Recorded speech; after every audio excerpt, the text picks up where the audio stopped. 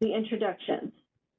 If you're participating via WebEx, the audio works best if you have WebEx call your phone rather than using your computer microphone. At the audio option at the bottom of the screen, insert your phone number and hit Connect Audio, and it should call your phone. You are automatically muted upon login. If you would like to speak, you can unmute by clicking the Mute Unmute button at the bottom of the page, or by hitting *6 on your phone. Star being the symbol *6 on your phone. We ask that you mute again after speaking by again clicking the mute button or *6. We also ask that you turn your camera off to conserve our bandwidth. In order to do this, click the camera icon, Start Video at the bottom of the page, and it should put a line across the camera. In lieu of a roll call, we ask that you put your name, title, and affiliation in the chat box. You can also ask questions and make comments in the chat box, and after each presentation, we'll read any comments or questions that pertain to that presentation. If you're participating only by telephone, you can unmute your phone by hitting *6 as well. And again, we ask that you mute your phone once you're done commenting by hitting *6. Like I said, after each presentation, we'll address the questions posted in the chat box and then ask on the phone if there are any other questions. Please start your questions on the phone by stating your name and affiliation, then your question or comment. There will also be an open discussion period after all presentations have concluded at the end of the day, and we highly encourage dialogue at this time. This is unfortunately, since we're virtual again this year, we can't break out into sessions or talk face-to-face at this point like we normally do during our flood preparedness workshops on location. So this will be a great time to have an open discussion at the end of all of the presentations. The presentations, WebEx recording, and reference material, or quote-unquote handouts, will be posted on our webpage probably not until next week, because the person who posts them is out until next week, but we will have everything up there posted there, and we will show the web page now, and at the end of the talks, we'll also post it again. And for the benefit of the people on the phone, I will now read the website. I can do that again at the end too if you need to. The website is https://www.mvs.usace.army.mil//flood-preparedness-meeting/. And if you need that again at the end of all the presentations, please let me know and I'll read that again. And if there are no questions at this point, I will turn the meeting over to Lieutenant Colonel Sears, who is our Deputy Commander, for any comments he may have. Sir? Yeah, hey, thanks, Kathy. I appreciate it. Hey, I really appreciate everybody coming online for the surrounding areas, our partners, neighbors, and certainly flood season is quickly coming upon us, and we certainly hope that we just get. Oh, you son of a. Uh-oh. Can you hear me?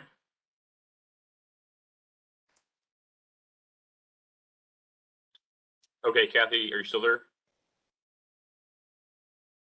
Yes, sir. Okay, yeah, sorry, I heard somebody interrupt. But hey, I really appreciate everybody coming online, and it's super important as this flood season comes upon us, and to make sure that we're all talking together and getting to know each other and developing those relationships when there's not an emergency, and when there is an emergency, we can work well together to mitigate any emergencies and just make it happen. So I appreciate everybody logging in. You're all valuable partners and team members to this organization and to the region. And I'll turn it back over to you, Kathy. Thank you. Thank you, sir. I'm just going to go over the workshop agenda. I do appreciate everyone attending. We're going to have another flood preparedness workshop tomorrow night at 6:30. You should have gotten both appointments. That is going to be the same information, so you don't need to log into that as well. The agenda is, there's a spring forecast. Mark Fusch, Mary Lamb, and Darren Hansing from the Weather Service will be providing the spring forecast from them. And then we'll go into how the Corps prepares, responds, and recovers from flood events. And then Levee Safety Program, we'll talk about any new program changes that are occurring and any relevant information for levee safety. Then something different this year, I wanted to change it up a little bit. We're going to have Sean Sullivan and Eddie Brower talk about some initiatives that the Corps has that I thought might be of interest to everyone on the phone. Upper Mississippi River initiatives, and then engineering with nature. So they're going to talk briefly about those programs, so you're aware of them, and we can talk about them in the general workshop discussions at the end too, if you have any questions about those. Then Jeff Wells, our new ICW 408 program manager, will talk about 408 permits and SWIFT and ICW programs. And then Liz Noren Burns is detailing behind Shane Simmons, who you knew from last year if you were on. He is on leave right now, so Liz has stepped in for PL 8499 program repair. So she will give an update on those repairs.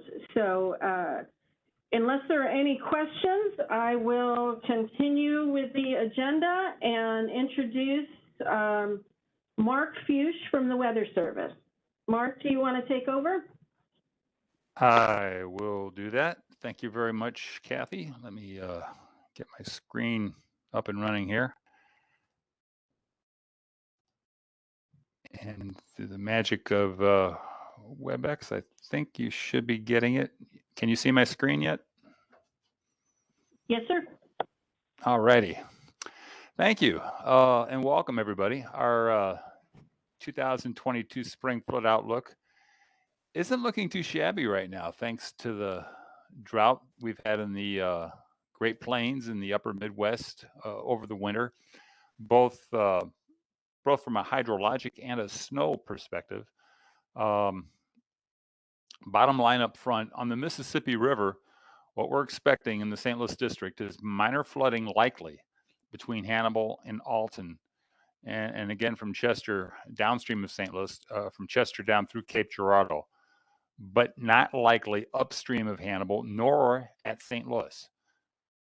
On the Missouri River, flooding is not likely at any forecast point, and that's unusual. In fact, I've been doing this for 15 years, and I don't think I remember any year where the Missouri River had all of the forecast points exhibiting no flooding likely for the next 90 days. That's not to say flooding won't happen on the Missouri or any of these points, but given the current conditions, that's the likelihood after we run 30 to 60 plus years of precipitation data through the model. On the Illinois River, minor flooding is likely by early May. And in fact, we might see it before then, as you'll see in a minute. And for local tributaries, near to below average flood risk is in place across Missouri and Illinois, with flooding on these local basins unlikely in most locations. But as we'll see, it is likely in the near term at several locations, and we'll talk about that before we're done. So with every spring flood outlook, the factors we look at are basically fourfold. One, recent precipitation in major river basins. Number two, snowpack in major river basins and locally, but we really don't have any locally to speak of right now. Soil moisture in area basins, and that includes the upper part of the Mississippi River Basin and the mid to lower part of the Missouri. and current flow in area rivers. In other words, where is our starting point? And that starting point is going to change here in a little while, because of a significant rain event that is poised to strike the middle of the country, and we'll look at that in a minute as well. So first of all, let's look at precipitation. Over the last 3 months, we have been, this is kind of a normal distribution where you'd see areas down south of the Ohio River in southeast Missouri getting the most precipitation, and areas to the northwest up into North Dakota and northwest Minnesota getting the least amount. But the folks that have really been denied this past winter have been the Great Plains. You kind of see an indication of it on this graphic. South Dakota, Nebraska, and Kansas all getting less than an inch of precipitation. Actually, that less than an inch theme actually runs into northwest Missouri and parts of western Iowa as well. On the other end of the spectrum, no issues for as far as dryness is concerned down into southeast Missouri and southern Illinois, where they've had over a foot of rainfall. So how does that compare with normal? It is above normal down in that area, southeast Missouri and southern Illinois, but not too far above it. We're only looking at about 110%, maybe some areas 120% of what normal actually is. On the other hand, though, the folks up north are more than just a little dry to our north and northwest, out across eastern Nebraska, eastern Kansas, much of Iowa, and into South Dakota. Many of those areas have received less than half of what they usually get. And when you get it around Nebraska and Kansas, we're talking less than a quarter of what they usually get over the past 3 months. So it's really dry there. How dry is it? Well, let's take a look at soil moisture ranking percentiles as calculated by the Climate Prediction Center. You can see northwest Missouri and Kansas and Nebraska. And even if you get up into, it's annoying, excuse me, as you get into Montana and western North Dakota,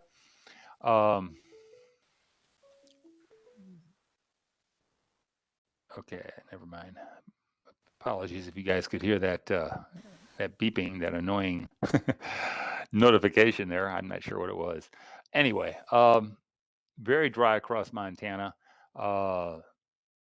Getting a little closer to normal across the Dakotas. And in fact, if you get along the eastern part of the North and South Dakota border and into western Minnesota, there's a pretty good area of above normal soil moisture there. But much of the Missouri Valley and a good part of the upper Mississippi Valley, looking at well below normal soil moisture percentiles. All right, how does that reflect on stream flow?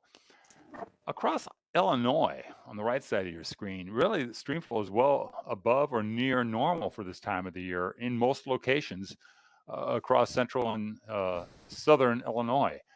There are some exceptions. There's one stream just outside, just south of Marion County. I can't remember what Illinois county that is, but they are showing stream flow percentiles down below the 25th percentile. But just about everybody else is locally showing a decent amount of water flowing through the streams there. Missouri is a bit of a mixed bag. You look at northeast Missouri, thanks to the recent snow melt across that area, we're looking at above normal stream flow percentiles up into those areas. The same is true in southeast Missouri. It's only when you get into western Missouri, along the Missouri River and back toward the Kansas City area, do we find quite a few streams showing stream flows below that 25th percentile, and a cause for some concern for those areas. But elsewhere across the eastern half of Missouri, things are in pretty good shape, except for the Missouri River. The Missouri River, because of all the dryness I just showed you up into the plains, is running quite low for this time of the year.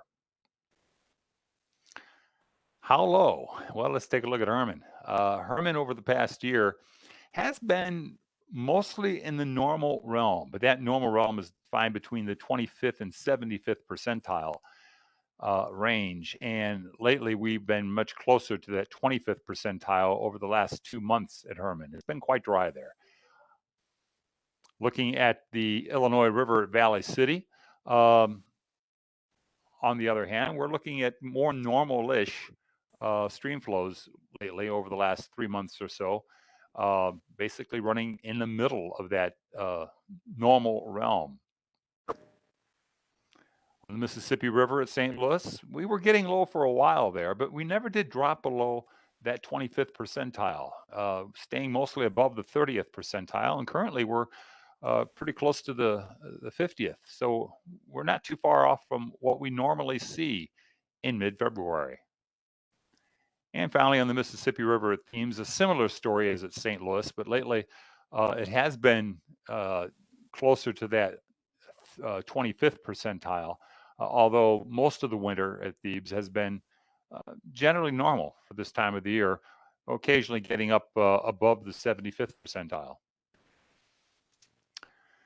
Okay, when we talk about snow cover, we're not so concerned about depth. This is what is modeled as what we call snow water equivalent across the upper Mississippi Valley and the Missouri River Valley. Notice the Missouri River Valley, there really isn't any snow water equivalent because there isn't any snow cover at all across southwestern North Dakota, almost all of South Dakota, and it's completely snow-free across Nebraska and Kansas, eastern Montana for the most part, and eastern Wyoming and eastern Colorado, all in the Missouri Basin and all predominantly snow-free as far as snow on the ground is concerned. Now let's talk about where the snow does exist. Up in the upper Mississippi Valley, northern Minnesota still has a fair amount of water sitting on the ground waiting to melt. Same is true across northern Wisconsin. There is snow cover across southern Minnesota and Wisconsin and into Iowa and Illinois, but much of this is actually below normal for this time of the year, except into Illinois. Let's see how far or below or below normal we're actually talking. It is above normal basically across the northwest half of the state of Minnesota. This includes the headwaters of the Mississippi River. So from Lake Itasca down through Bemidji, down to around St. Cloud, that part of the Mississippi looking at a fair amount of snow cover to melt, and that's going to give the Mississippi River a pretty decent head start coming down into our district.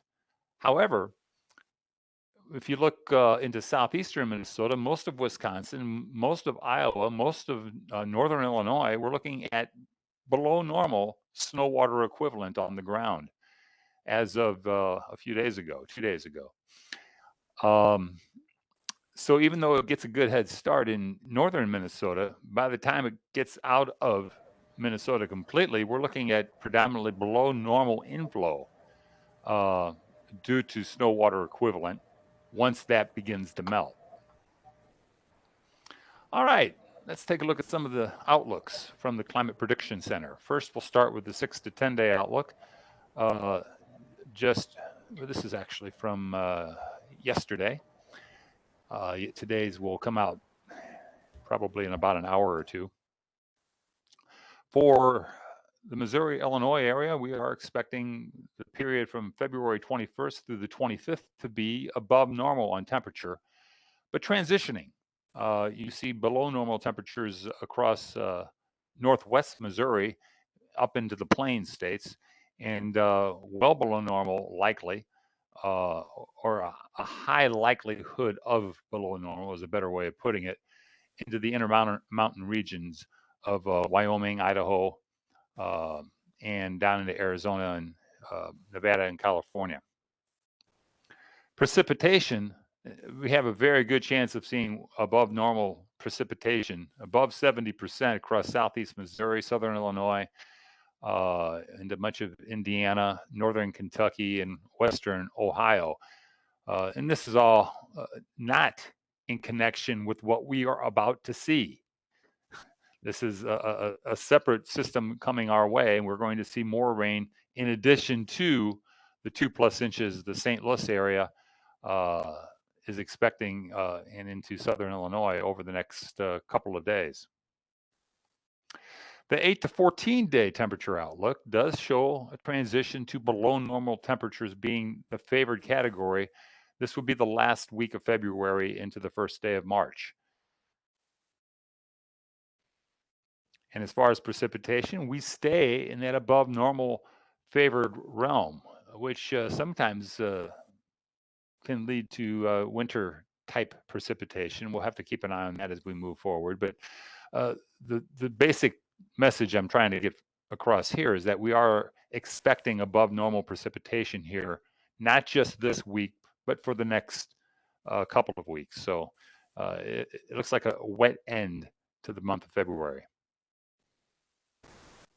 How about the rest of the spring, March through May? We are looking at above normal temperatures being the likely category across Missouri and Illinois. And as we get into precipitation, we're looking at above normal precipitation, likely or most likely above across Missouri and Illinois. You'll notice we're only talking about a greater than 40% chance of this happening, but it is the most likely of 3 categories, and those 3 categories are above normal, equal chances of being above, near, or below normal, and below normal. And this is the most likely category of those 3. Now let's look at the spring flood outlook across the district. Where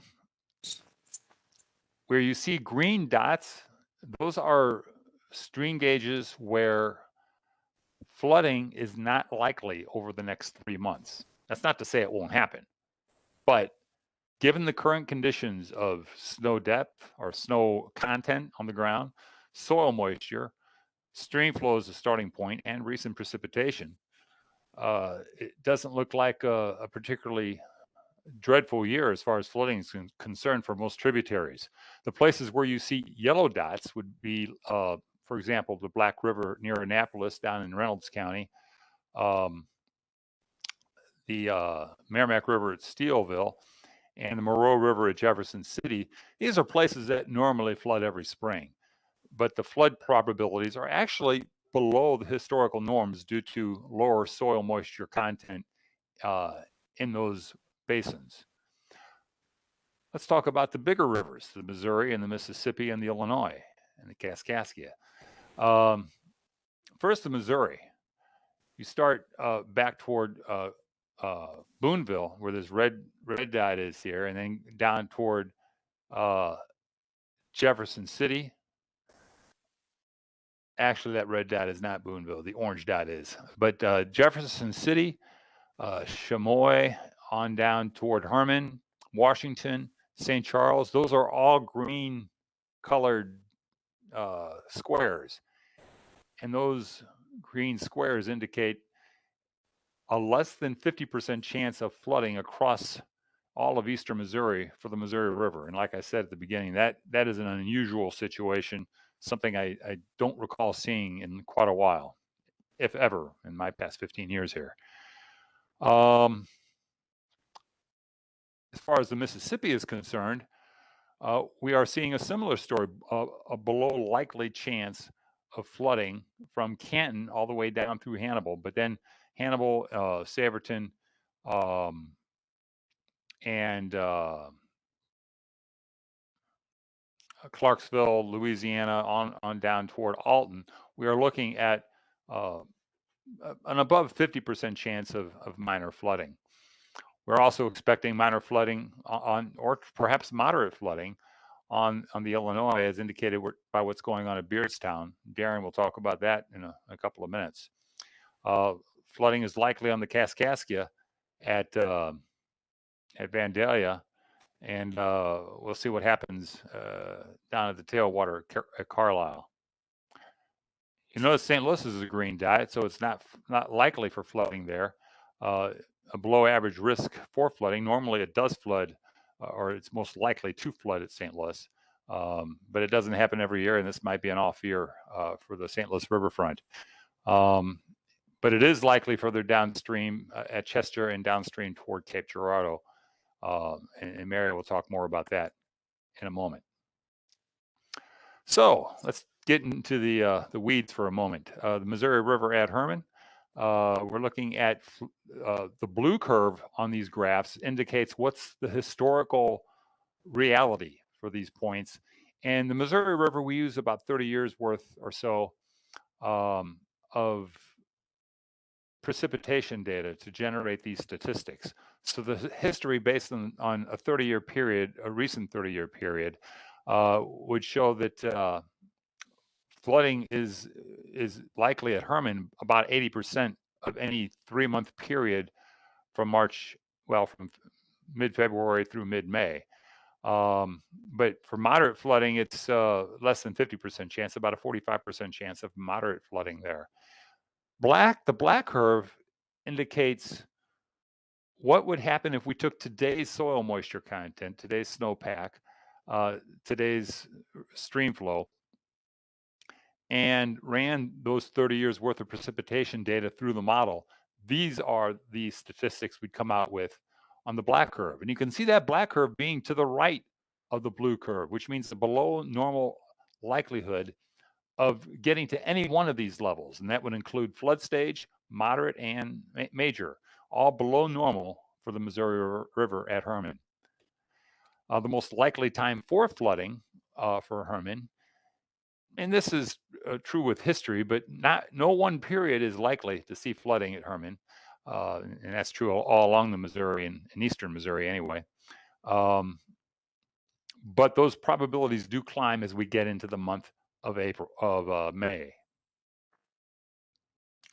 For the Mississippi at Louisiana, it's a little different. That black curve is to the right of the blue curve, but just by a little bit. And in fact, around flood stage, you'll notice that the black curve actually gets out ahead of the blue curve to the left of it.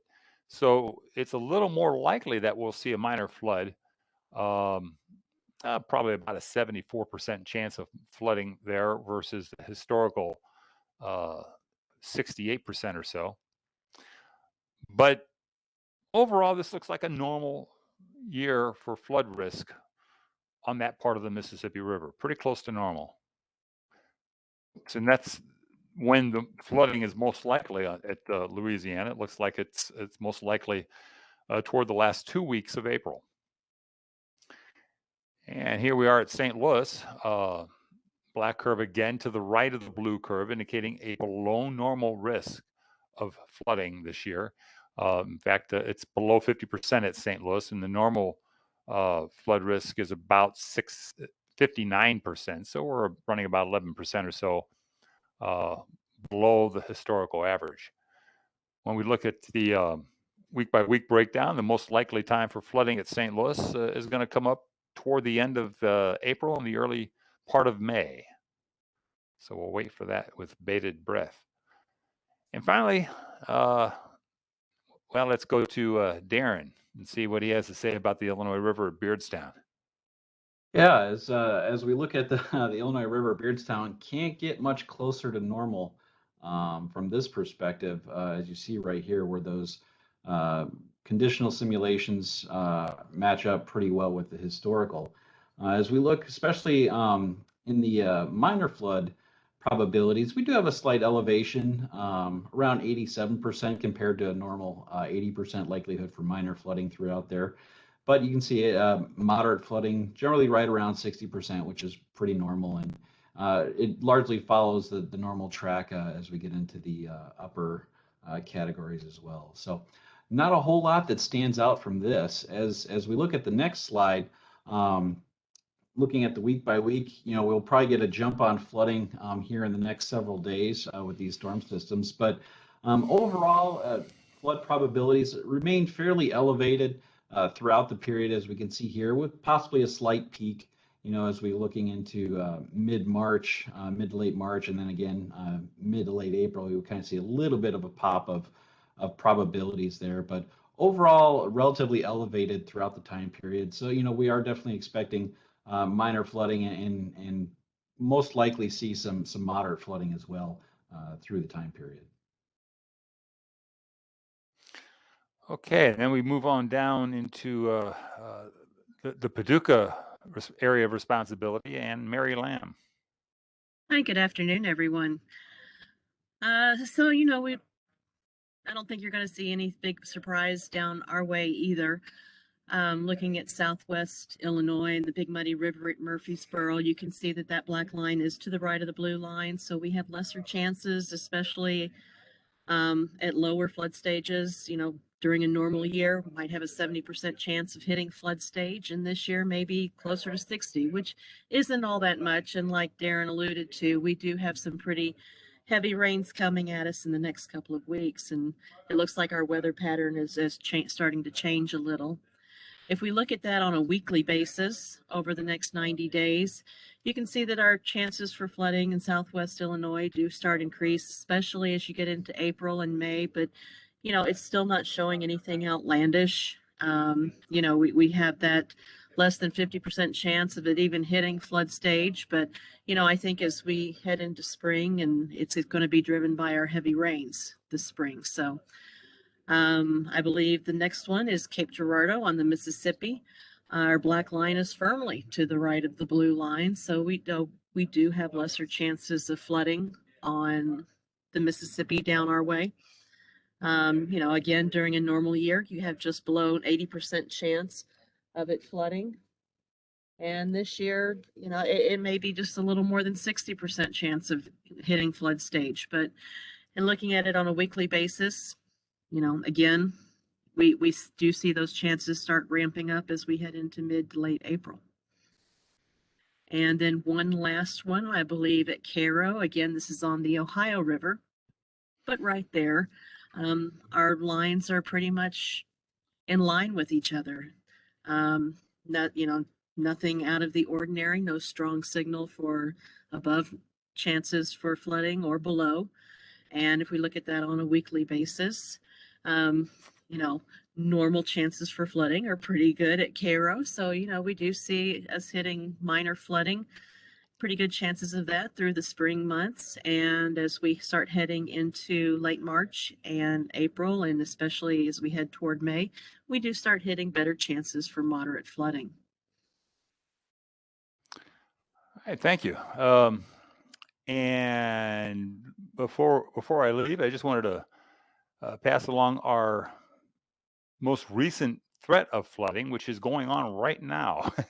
This is it's unusual that we talk about what the current flood threat is in February, but we do have one as a significant storm system is moving through, and this is what we're expecting for the next couple of days across the eastern part of Missouri and western Illinois, southwestern Illinois. A stripe of 2 to 3 inches is possible.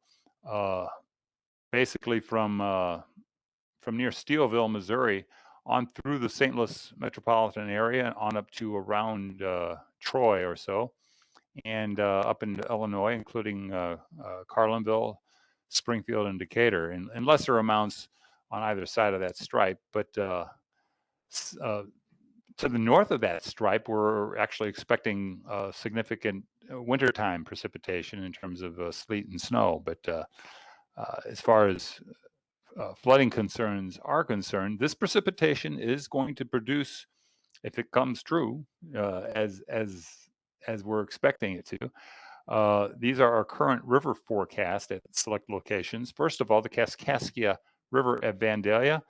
If they get the 2.4 inches of rain that we currently have, I think, modeled in that area, we're going to see a minor flood, but a flood that could be approaching moderate levels if we actually get a little bit more than is currently forecast. If we look at the Illinois River at Beardstown, as Darren was mentioning a minute ago, we might very well see some flooding sooner than later there. We're expecting minor flooding this spring at some point. We didn't say exactly when. It might be next week. The Merrimack River at Sullivan is currently expected to get up above flood stage at 11 feet. And that would happen crest on Friday. So we'll see how that plays out. And the big river at Burnsville, also in the Merrimack River Basin, expected to get a couple of feet above flood stage. Again, all of this is predicated on forecast rainfall, and if we don't get that much, we could easily come up shy or exceed the amounts that we're actually seeing, depending on how much rain we actually get. And that's all I've got. Hope I didn't run too long, but anyway, if there's any questions, Mary, myself, or Darren would be happy to answer them.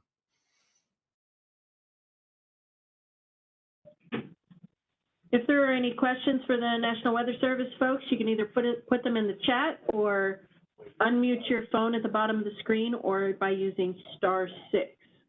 So holding for any questions.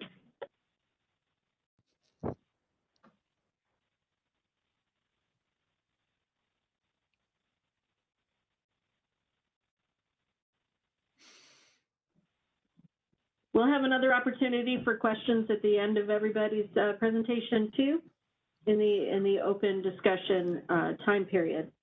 Next, I'd like to call on Joan Stemler, Chief of the Corps of Engineers Water Control Office in St. Louis. Joan?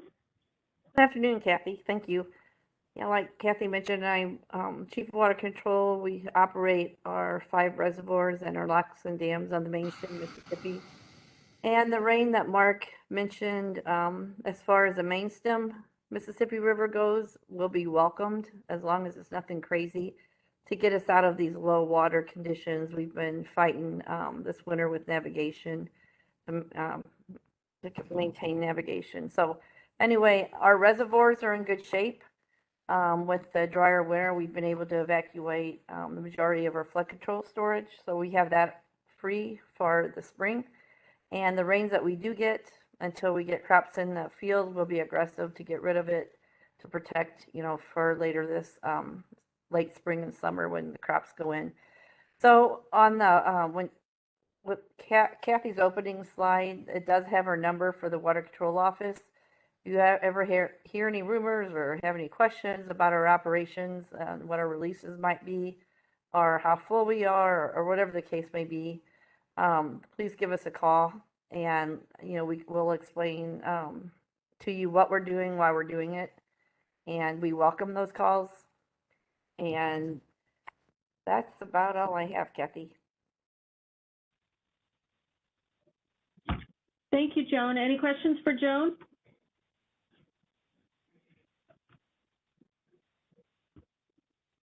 Hearing none.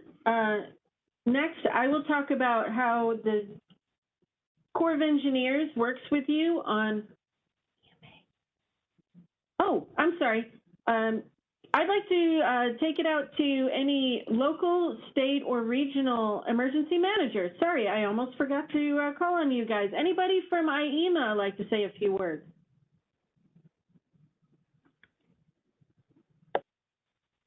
This is Doug from IEMA Region 8, Kathy. Can you hear me? Yes, sir, Doug. Thanks. I just want to let you know that I don't know if you want us to talk about what IEMA can do for the local jurisdictions now, or at some point later in your presentation. Yeah, that would be great. If you can right now. Okay. So just so you're aware, obviously, we do have a lot of resources, a lot of partners throughout the state that we work with in the event that there's any flooding going on in the local jurisdictions. So for anybody on the phone or on the presentation, as we get closer to flooding, and if there's any need for any resources, or if the forecast gets a little worse, or we do have some more flooding than anticipated, we request, or we like the folks on the phone to work through their local emergency management agencies, either through the municipalities or especially through the counties, to get those resources that they need. Again, we have all our state agencies that are at your disposal. So anything that any of our state agencies offer, as far as resources go, we can get those for you. We just ask that you do work through your county emergency managers to start that process. That's all I have, Kathy.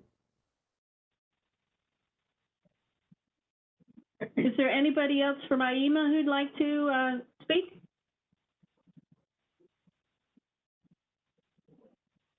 How about SEMA? Hey everyone, this is Ashley Ryman, floodplain management specialist for nothing to add, but thanks so much.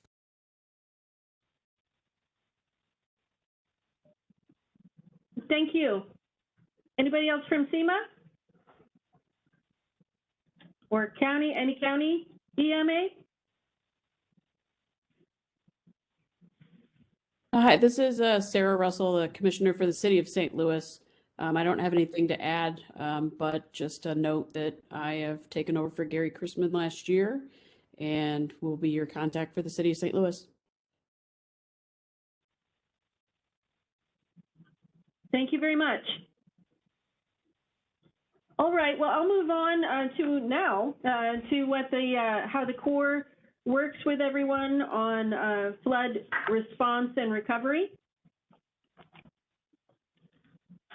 Everyone has seen this life cycle before. There's various ways to look at it, but right now we're in the preparation and training part of the cycle of this. And according to what Mark said, some areas may have an event this year. And then we go into the response mode, then recovery mode, mitigation, where there are things you can do to help lessen the effect of future floods, and then again into preparation and training. Obviously, we're in the flood preparedness workshop right now, so that is where this workshop falls into place in anticipation of a response, recovery, mitigation. And lately, this cycle has been very fast. We've had floods quite often. Hopefully this year we will be spared. The authority that we use here in the Corps of Engineers for flood response and recovery is called Public Law 8499. Most folks are familiar with that in some form or fashion from the past. It's like an insurance policy. If you're in PL 8499, active in the program with the Corps of Engineers, you have to maintain your levees up to certain standards. We come out and inspect your levees to make sure that you're maintaining your levees up to prescribed conditions, and by doing so, you are active in PL 8499. What does that do for you? If you are affected by a flood and have flood damages, I'll get into specific damages that are covered under PL 8499 in a later slide, but we can help you repair your damages in a flood. There are, of course, conditions to that, but for the most part, we can help you recover from flood damages through this program. What does our response entail? We can provide flood response when certain conditions are met. If rivers are at or above flood stage, if our commander declares a state of emergency, that is separate from and to a state or local emergency declaration. We are not dependent on other agencies to declare an emergency.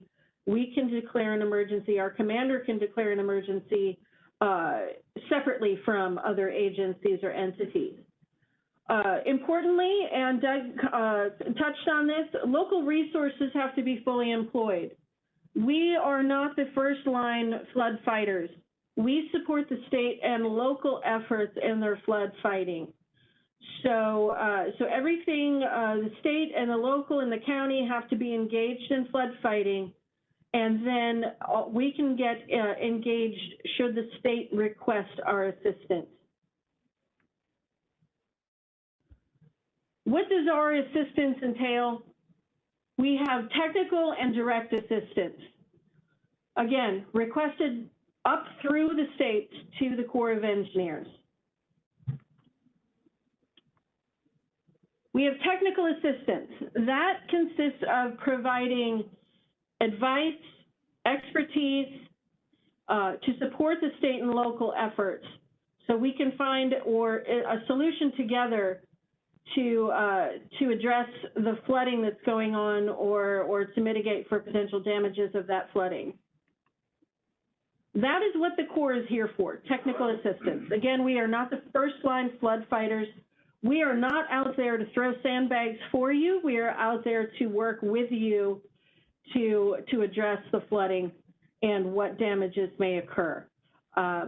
We do not tell you what you need to do. We provide advice, and you can take it or leave it. It's up to the local sponsors to address the flooding, and our advice hopefully will help you do that.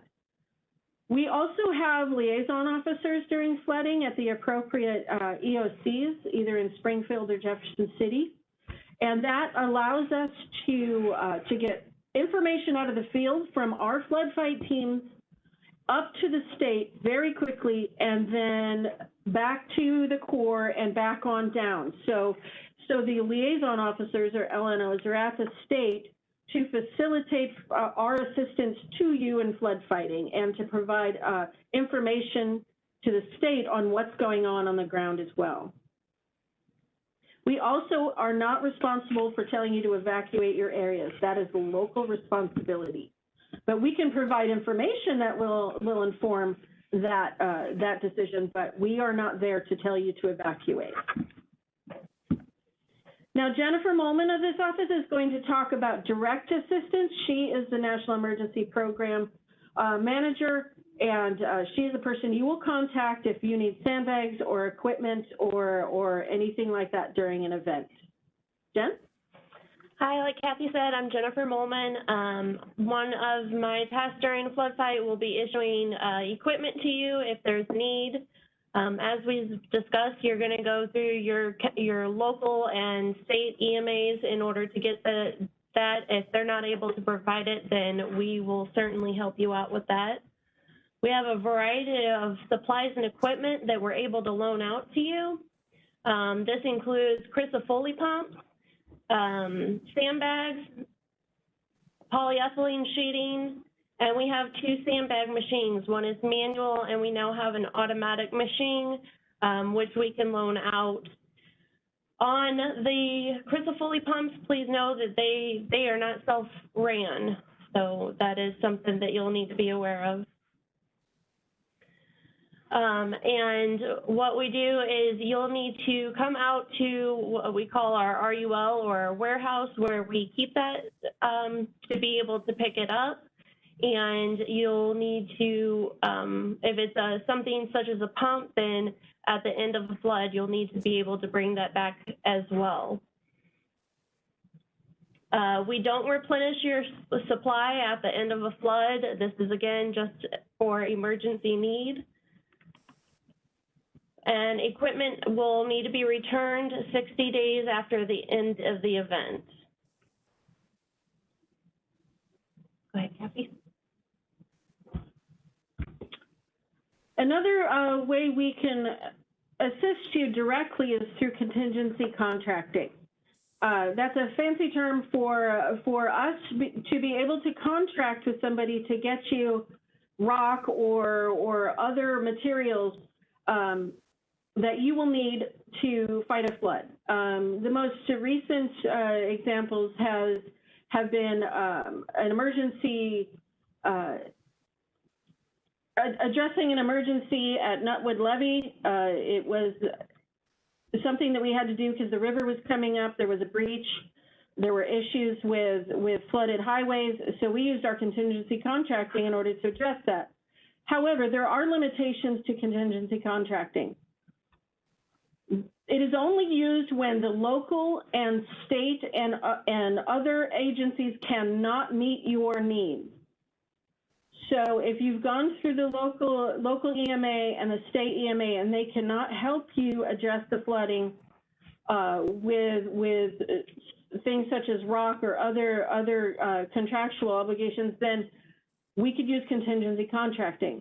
One of the major limitations you need to understand is that it will take us several days in order to make that a reality. It is the nature of our contracting process. It is not immediate.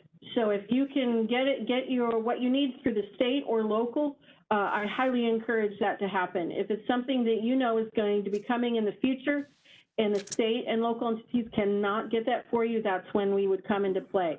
But we do not use that very often because it's not very flexible or responsive short term. Another note here is that we do not reimburse sponsors for flood fighting expenses. If you do it yourself or if you have the state do it, we do not reimburse you for that. The only time we would pay for that material is when we contract that through this contingency contracting method. And so just understand, we cannot accept a bill of lading if you get rock.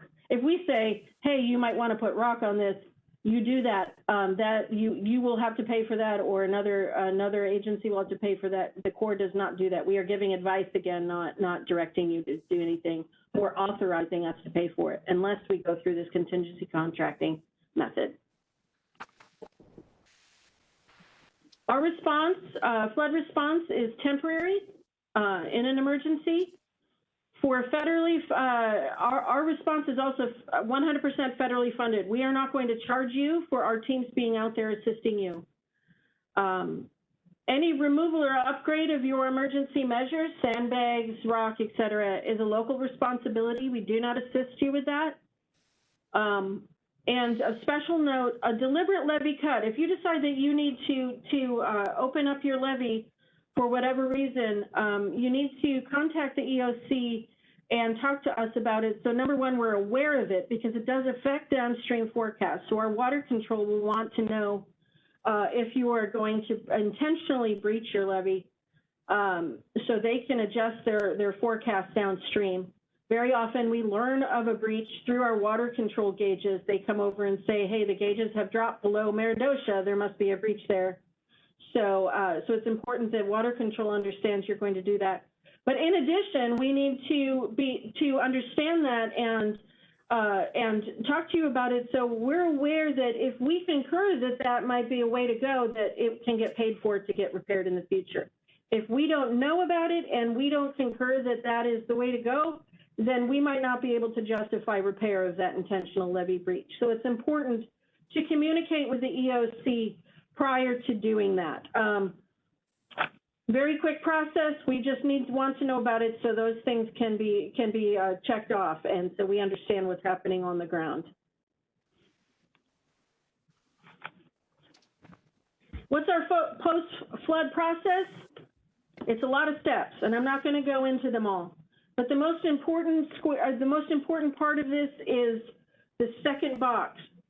After the floodwaters go down, we send out a notice to sponsors, the notice to the levee districts, to get your request for assistance in. You have 30 days to get a request for assistance in order for us to, in the future, have a project to repair your damages. Even if you aren't sure that you have damages because the water is still high or there's debris on the levee, if you think you have damages, submit a request for assistance. Otherwise, after that 30 days, that door closes and we cannot have a project to repair your levee. So I can't stress this enough. If you think you have damages from the flood, please return a request for assistance, even if you put down, we think we have damages, wave wash, or whatever it may be, someplace on our levee, but we can't access it right now. That will allow us, after those 30 days, to have a project if needed. Otherwise, that door closes. What types of damages are eligible for PL 8499 repair if you are active in the program? Breaches, including the intentional breach, again, if you coordinated with us in advance. Slides, wave wash, culvert damage, gate damage, pump station damage, and some under seepage damages. Those will be considered on a case-by-case basis depending on what occurred. What is ineligible? We do not remove debris from your levee. We do not remove flood fight materials that have been placed on your levee. And again, the intentional breach repair is very hard for us to justify repair if it was not pre-coordinated with the EOC. You're not asking permission, you're coordinating with us so we're aware of what's going on. Even if you are eligible and the repairs are eligible, certain conditions have to be met for us to go forward with PL 8499. Repairs must exceed $15,000. In this day and age, that's next to nothing. The benefit cost ratio must be above 1.0. Our project information report must be approved by MVD. By MVD approving that project information report, that means we have a project to move forward. And funding from headquarters must be available through our division. So there are some years where there's many emergencies, and that funding might not be available or might not be available right away, and we need a supplemental in order to fund our project. If you're a federal levy system, the repairs are 100% federal cost. If you're a non-federal levy system, they are cost shared 80-20, 80% federal, 20% sponsor cost. And that cost for the sponsor can be cash or work in kind. The work in kind is determined based on what it would cost us to do that work, and so that's to your advantage. If it's estimated that it would cost us $100,000, but you can do it in $20,000, you know, in $20,000, you're getting $100,000 credit for that work. That is all I have. I will await any questions. You can either put them in the chat or *6 or unmute on your phone.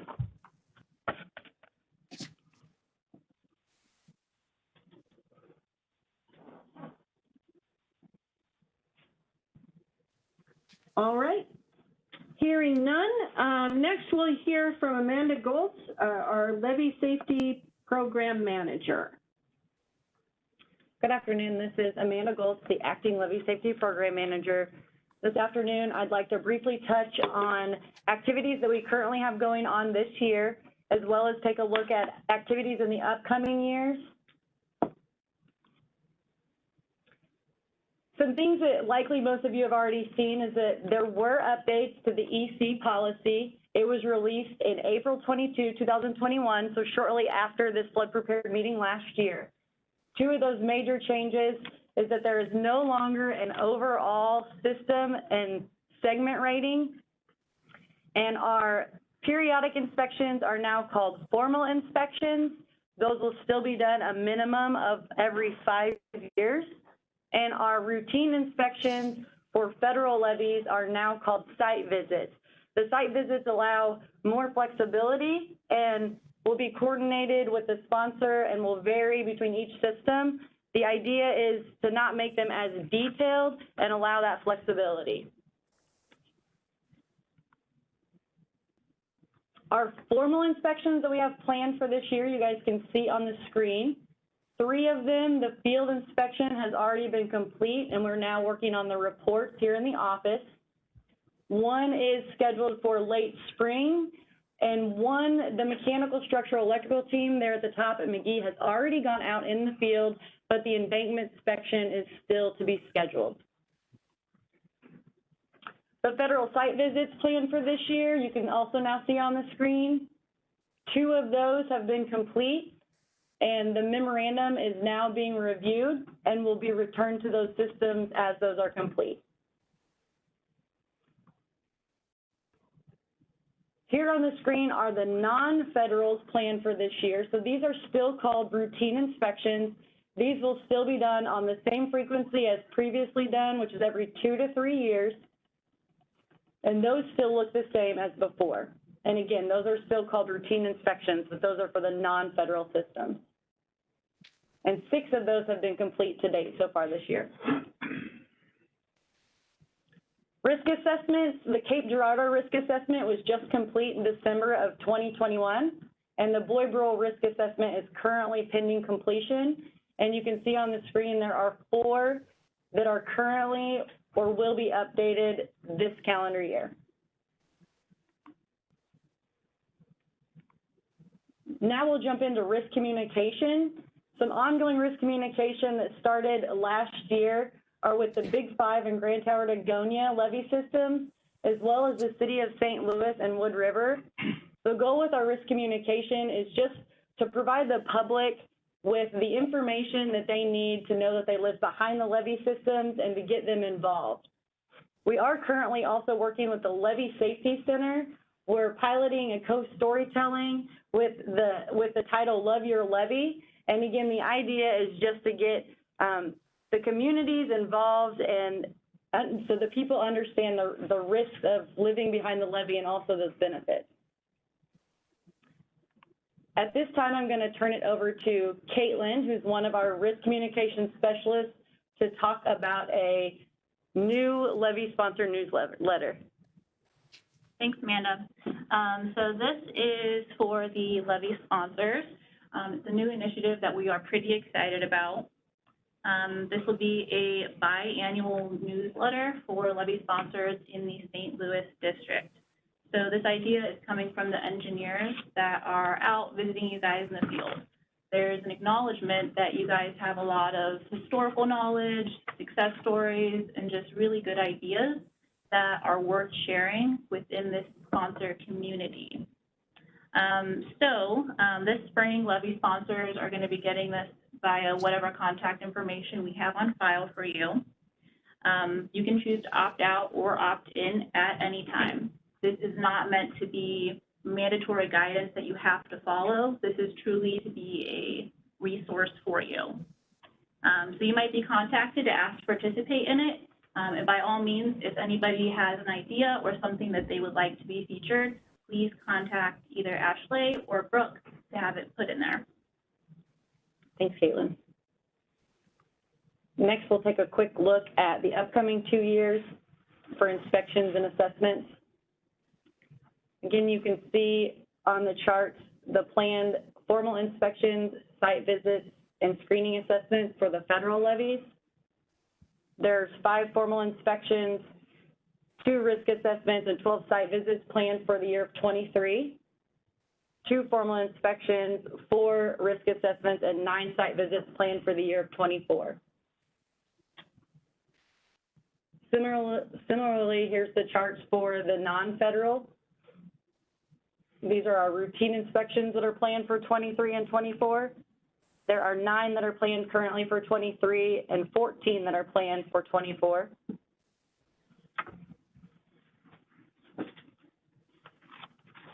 I just wanted to very quickly mention, again, this was mentioned last year in the flood preparedness meeting, that the relief wells will now be looked at more closely during the formal inspections on whether or not they have documented pump testing.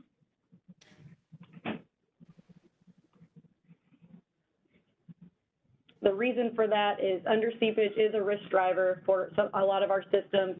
We have a lot of relief wells throughout the St. Louis district. And we have started working on some ways to assist sponsors in developing a plan to get those relief wells properly pump tested and replaced. You can also reference your O&M manuals for that for each system. I also wanted to briefly touch on the National Levee Safety Program. The National Levee Safety Program is a different program than the Levee Safety Program. It is not directly affiliated with the St. Louis program. The program is actually also currently in the design phase and is asking for input from sponsors and stakeholders and those affiliated with levee systems. The first 2 dates you see there on the top right have already passed, one of which is today, but there are 2 other upcoming on the 22nd and the 24th. So they are in the phase 1, the gathering initial input that you see there at the bottom of the screen. The website at the bottom, leveesafety.org, is where you can go to register for those previously mentioned events that are on the 22nd and the 24th. And they are in the gathering comments and feedback stage until the end of March.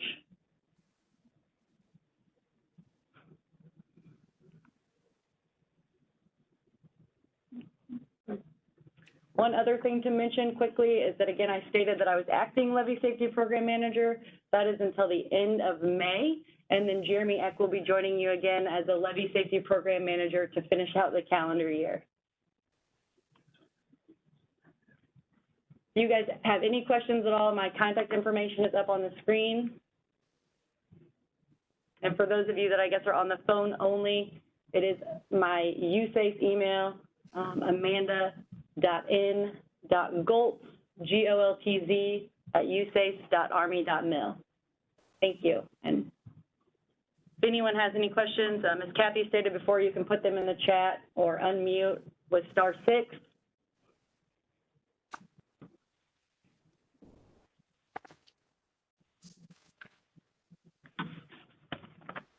All right, I'm not seeing or hearing any questions. We will next go to something, the new talks that I organized for this, for your benefit. I think you'll find both of these from Sean Sullivan and Eddie Brower very informative and very enjoyable. So Sean will talk about Upper Mississippi River initiatives. Sean? Yeah, hey, Kathy, you're setting the bar awful high before you heard Eddie and I speak. So I do appreciate the opportunity. Just for that reference that Kathy had made in kind of some of her opening statements, Sean Sullivan, Strategic Planning Coordinator, but I also serve as one of our liaisons to the State of Illinois Emergency Operations Center. So there's a connection there between my roles, responsibilities, and these associated flood prep meetings. Really to start, I wanted to give you an overview of the Upper Miss initiatives. Then just talk about the Pump Station Rehabilitation Authority that we're keeping an eye on, and then some technical assistance that we can provide that's really above and beyond that prepared, respond, recover piece that Kathy was referring to earlier. Really, so on the top left, just from a framing standpoint, that sets the stage or the context for the remainder of the slide there in the various quadrants. It was really through the 5-state organization known as Upper Mississippi River Basin Association. They held a series of open space meetings in 2019 to include some follow-on engagements. And it was one key observation from those open space engagements was really agreement among agencies, partners, stakeholders. Many, I think I'm seeing some names that did attend those open space sessions in the participants queue, is that the frequency and the magnitude of floods on the Upper Mississippi and Illinois rivers are increasing. And one data point that I have that we've got, really internally from tracking standpoint here in the core is that the Upper Mississippi River has experienced the majority of its top 10 flood crests in the last 20 years alone. So our partners, stakeholders desire a proactive approach to really flood risk management strategies, as opposed to really reacting to that at the onset of a flood event. So one way that we can really understand changes we are collectively observing is through development of tools to help agency officials make risk-informed decisions. So the first one tool that I'm going to touch upon is in that upper right-hand quadrant is the Upper Mississippi River Hydraulic Model. We initiated the development in 2018, really in a 4-phased approach. The goal of this model is to provide really a common tool using the best available data and software that can reasonably really recreate a range of events that have occurred or may occur in the future to assess really the flood risk management strategies in on the horizon. The software that we used was the Hydrologic Engineering Center's River Analysis System, widely known, or just from the acronym standpoint, HECRAS, which we're all good at the acronyms there. But it's a widely used software used by hydraulic engineers with state and federal agencies, academic institutions, engineering firms, really, again, to address those flood risk management analysis, planning, decision-making, engineering. That model there in the upper right, it represents the entire floodplain bluff to bluff. So it's not just levee to levee, but has the ability to take into consideration levee infrastructure, but should it overtop, we can get out to the bluff areas to look at what the associated hydraulic response is there. And it also enables the evaluation of proposed and actual changes to flood risk as a result of changes on the landscape. The final phase, the good news is, the final phase of the model is scheduled for completion this month. So we'll have completed a seamless model for the entire Upper Mississippi River corridor to include the Illinois waterway at the end of this month, and that those little breaks or geographic distinctions that you see there with call-out boxes, I can't even read them, but what they do is just break down the various reaches that we had developed that model capability. So that is available for use upon request by engineers, whether it's with engineering firms, academic institutions, or agencies. The lower left-hand quadrant regarding the flow frequency study is a current effort that we received some initial seed money in fiscal year 21, so last fiscal year, to initiate some scoping. We're carrying this effort forward into this current fiscal year to gather data and perform really a gap analysis. And what is the so what of a flow frequency study? Well, the update helps us to answer the question of what effect really the recurring floods have on previously calculated flood frequencies. And that document was last updated in 2004, and we have had multiple large flood events since that 2004 timeframe. So this update also improves our confidence and reliability of flow frequency, so we can plan and adapt to changes with an increased understanding of the present condition as we move forward. And I would say that really, in summary, an updated flow frequency study supports that sound flood risk and floodplain management planning, flood risk communication, and ultimately decision-making for future changes on the Upper Mississippi River. Where we're at funding-wise, the future funding is needed, I say future funding, but further funding is needed for fiscal year 22. We have some, but we need additional the rest of this fiscal year and beyond to be able to complete this update to the flow frequency study within that 4-year window of time that we've kind of scheduled out for this effort. I'm going to transition real quick to the bottom right-hand quadrant.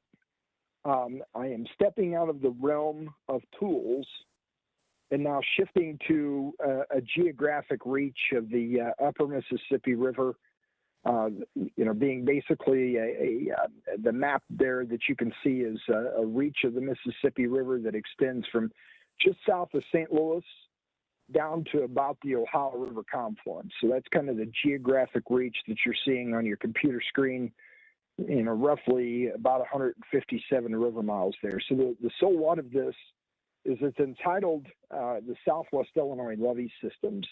That's a series of federal levees that have independent project authorizations that started way back in 1936, were constructed in similar time frames, using nearly identical methods, construction methods, design methods, and have varying levels of protection. What we had seen was during the 2019 flood and really previous major floods, even going back to 2016, the winter flood event, 2015-16, these levee systems have required some substantial monitoring technical assistance by the Corps, as well as local and state officials and flood response and mobilization of extensive resources to really address poor levee system performance during some heavy loading that's exerted upon these particular levee systems. What we've seen is that our screening level risk assessments done by the Levee Safety Program that we had heard Amanda Gold's talk, but through those screening level risk assessments, they've been completed for these levee systems. We've really identified 3 risk driving failure modes that are consistent among these levee systems here in Southwest Illinois. It includes under seepage and internal erosion, slope stability, and potential overtopping with the corresponding breach of the levee system. What is the concern? Well, I think the part of this comes out with what I opened with UMRBA and the open space meetings, but we've also documented in report findings that has received approval from our commanding general from Mississippi Valley Division that changed river conditions, such as more frequent, longer duration flooding, results in loading of the levee, is increasing impacts of the identified risk drivers. Those risk drivers, again, slope stability, under seepage and internal erosion, and overtopping. So what's needed? Permanent levee improvements needed to assure improved performance and reduce risk now and into the future. So we're in the process of seeking federal funds for a new start feasibility study. This doesn't mean that we're necessarily looking at raising levees, but it means that we're looking at addressing some of the common problems that exist within these systems, particularly with the under seepage that seems to chronically plague these areas and cause major flood fight concerns during the onset and throughout the flood event. How would we do that feasibility study? Well, we would use an existing authority called Section 216 of the Flood Control Act, and that would enable us in partnership with the state of Illinois to comprehensively evaluate system-wide risks, recommend those risk reduction actions where appropriate, and prioritize those actions for future implementation. So that's kind of the nuts and bolts of the tools, and kind of summarizes the Upper Mississippi River initiatives. We can go to the next slide. This particular slide is really for your visibility and awareness. We're tracking this. I don't know whether you're tracking it or not, but it is an opportunity that exists within the Water Resources Development Act that was passed by Congress in December of 2020. Specifically located within Section 133 of that authorization, it enables the rehabilitation of Corps of Engineers constructed pump stations. Normally, any of those Corps of Engineers constructed pump stations that are within a feature within an overall levee district is handed over to the local sponsor, the local levee district, to operate, maintain, repair, rehabilitate. Just common maintenance requirements. But this particular provision provides some opportunity for rehabilitation assistance, and it has some specific criteria there with it. So for the eligibility of that pump station to be considered, it has to be constructed in whole or in part with the Corps. There has to be an identified major deficiency, and that deficiency has to result in a failure that would impair the function of that pump station. Pump station rehabilitation is defined in there. What does that mean? What kind of inclusions can we evaluate? Current design standards, efficiency improvements, whether that means from conversion from electric or from diesel to electric panels, those type things. But then the other piece is increased capacity of that pump station facilities, particularly if you're located within a system that has resulted or has encountered increased growth behind that particular levee system. It says here that the Corps can ultimately carry out that rehabilitation of that pump station if it's determined that rehabilitation is feasible. Now, I'm going to have you clinch in or lock in on that word, if it's feasible. At this point in time, I told you that the authorization came about in December of 2020. The Corps of Engineers still hasn't issued its implementation guidance on how our agency will carry out the provisions of law. I think that probably the hang-up at this point in time is that feasible word. They're trying to determine whether it needs to go through that rigorous feasibility documentation process to determine whether we can carry forward on a project or if we can do some lesser level of documentation to justify its feasibility. The other piece is that I don't want to communicate to you that this is the end-all be-all authorization to your pump station woes are concerned. There is a federal funding limit of $60 million that has been currently designated for this enacted word of provision for that rehabilitation work. Now, I'll tell you that we can reasonably assert with a level of confidence that the picture that we show right here on the screen, that the amount of rehabilitation work that might be needed on those pump stations alone could easily exceed that $60 million threshold. So I think that as Congress, continues to evaluate where are the various needs and future water resources development acts, they're currently working on Word of 2022 at present, that it's authorization language like that has the ability to make changes to previous Word of provisions. So what I would say is this is something we're watching. It might be something that you're watching, or maybe you had no visibility or awareness on. What I would say, the bottom line up front message then with this one is that we are currently watching for that implementation guidance, which again would be our agency's provisions of how we would carry out this enacted provision of law. So, and then Hey, lastly, Sean? There is a question. What qualifies as a major deficiency? Great question. Wish I had the answer for you. That is what we have helped to try to inform in the implementation guidance. But until that guidance ultimately is rolled out, I'll be interested to see what the final definition of major deficiency looks like. But very good question, Scott.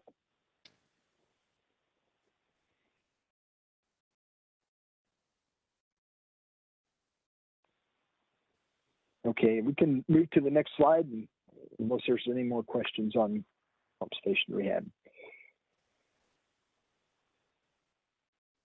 Okay, and this one here is a little busy, I'll admit, as far as slides go. I tried to pack in a bunch, but I think the best way to summarize this slide for you is you'd heard Kathy in her presentation talk really a lot about the mechanisms under our emergency management office that really assist levee districts and communities from the standpoint of flood preparedness, response, and recovery. These particular tools in the tool belt here provide some civil works authorities for the Corps to assist state and local governments, including quasi-units of government, such as a levee district, with various aspects of flood risk and floodwater management. So I guess the best way to summarize this one is this really helps you to understand your flood risk, but then also can get us dialed in on helping you to mitigate your flood risk. These particular authorities under planning assistance to states, floodplain management services, this interagency flood risk management project, which is also known as Silver Jackets, have some varying cost share requirements. And I've got them itemized there. Planning assistance to states is 50% federal, 50% non-federal. Floodplain management services special studies are 100% federal. The Silver Jackets or interagency flood risk management projects are 100% federal. And I say with partner contributions. So a prerequisite to that is for every dollar we're leveraging in labor funds, that there's $1 or more that's coming in from partners on things that they're doing to work towards that common solution, mitigation solution. The best way, without boring you with a bunch of details on the intricacies of each one of these authorizing tools that give us the ability to support you, I wanted to just provide a couple quick examples. One was under PAS, bottom left-hand corner, Nutwood levee raise. This particular levee system has breached in '93, breached in 2019, resulted in roadway closures for a matter of months. Has a primary thoroughfare through the levee system that is the key access for Calhoun County, Illinois, located between the confluence of the Illinois and Mississippi rivers. So the state of Illinois, IDOT is looking at a bridge replacement there just at the Joe Page Bridge at Hardin. There was a question whether there would be the ability to raise, look at or evaluate a levee raise for this particular levee system to protect the future protect the roadways at this location in the future. So part of our capability here was to evaluate a couple levee raise alternatives and then ultimately provide feedback to the state of Illinois to help inform their feasibility study to determine whether the approaches would be to raise the levees or raise the roads. And that's kind of the bottom line up front to our support there. The other support is right dead center, which was the floodplain management services provided to the community of Meridosha. Meridosha has a town levee that's called that helps protect the north portion of their community. So we evaluated that levee within the kind of the overall area around Meridosha, and we're able to evaluate some critical infrastructure that's important to the community and come out with recommendations for protecting those critical infrastructures located within this area. But then it also helps to inform future flood fight decisions. And that was another key output associated with the modeling that we were able to do here with the interior drainage to help inform how to best flood fight the area within Meridosha. The last one on the far right was the community of Louisiana, Missouri, where we assisted them with an interagency project under Silver Jackets. Basically with that, we were able to look at flood frequency, look at flood depths and damages, or flood depths and velocities on various structures within the community, and then come out with various mitigation recommendations to protect structures in the future, to include vital infrastructure such as 179, Highway 79, bridge structures, railroad, and such. So that was just an output that we had done as an interagency project, and provides an example for those participating here today. So with that, that really concludes the overview, and I'll pause to see if you have any questions, or Kathy, if I took too much time and we need to shift to Eddie, so be it. Sean, there's a question in the chat. Are you allowed to share those GIS layers you were showing? I believe so. The GIS layers would be the, let me go back. Would that be the ones, so I had, basically those were snapshots that were taken out of the report. I think we may have those in layer forms. I think we probably have those in layer forms for Meridosha. Matt, was there a specific ask or specific location you wanted, or was it slides, or is there a layer that you're looking for?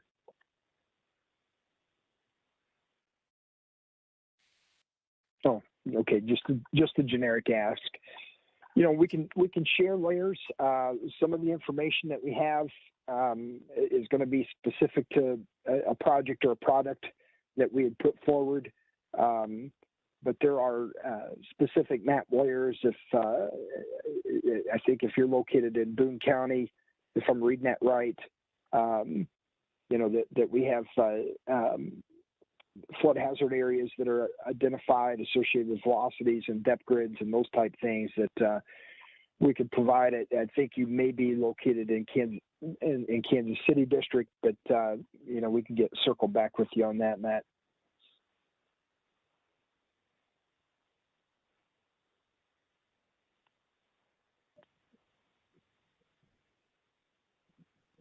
Are there any other questions for Sean?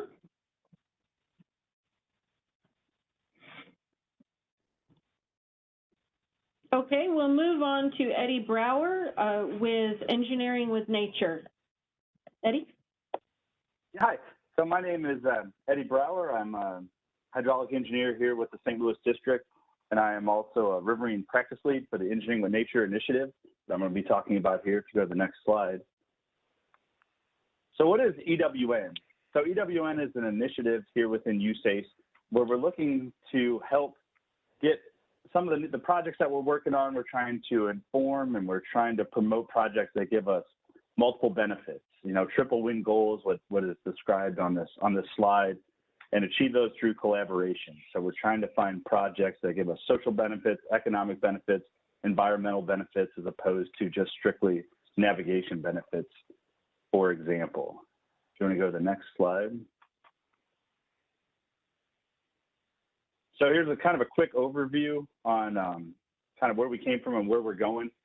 So Engineering with Nature began in 2010, and as I mentioned, and we'll continue to mention, this is it started out as an R&D project and initiative, and it's guided by a strategic plan. And we've engaged across sectors. We've held workshops and technical meetings with a broad group of stakeholders. Established through proving grounds, a lot of the science that we're coming up with and a lot of the research is then being implemented at a number of proving grounds. And what you'll see here is they're split between coastal and inland, with the St. Louis district being one of being right now, the inland proving ground. So what does that mean? That means that the district is committed to implementing EWN measures and considering EWN aspects in our projects, and trying new things. Particularly, this is something we've done a lot in our navigation. So we're informed by focused R&D, and like I said, it's demonstrated with field projects and advanced through partnering. Collaboration is a big part of Engineering with Nature. As you know, most projects are going to get the most benefits when you involve the most people and you collaborate with a broad group of stakeholders. So, and then it's shared by strategic communications. We've got, as you'll see in a couple slides from now, we've published a number of documents. I think there's a podcast that EWN promotes, and a bunch of other communications with folks, not only within USACE, but outside of USACE, to bring awareness to these types of projects and these types of measures. If you want to go ahead and go to the next slide here. There are a couple of things I just wanted to clarify here. And here, the key elements of what makes an Engineering with Nature project. Science and engineering, we'll use those to produce operational efficiencies that support sustainable delivery of project benefits. Using natural processes to the maximum benefit, which reduces demand on limited resources and minimize environmental footprint of our projects and enhance the quality of life benefits. We support and promote broadening and extending the base of benefits provided by projects to include substantiated economic, social, and environmental benefits. And then, of course, back to science-based collaboration to help organize and focus our interests, stakeholders, and partners to reduce social friction and resistance and political delays, our project delays, while producing more broadly acceptable projects. And I want to make sure to clarify here as I talk about EWN, about what we're not. We're not a construction program, so we don't have funding to go out and construct things and construct large projects. We're a research and development initiative that provides resources to enable more sustainable delivery of economic, social, and environmental benefits associated with infrastructure. So we can help inform, we can help do the research, we can help provide tools, but we're not going out and doing construction or providing construction funds. And equally as important, we're not a regulatory program. We're not creating new hoops or red tape or anything. We're just really using science-based collaboration and research to help inform USACE decision makers and practitioners. You want to go to the next slide here.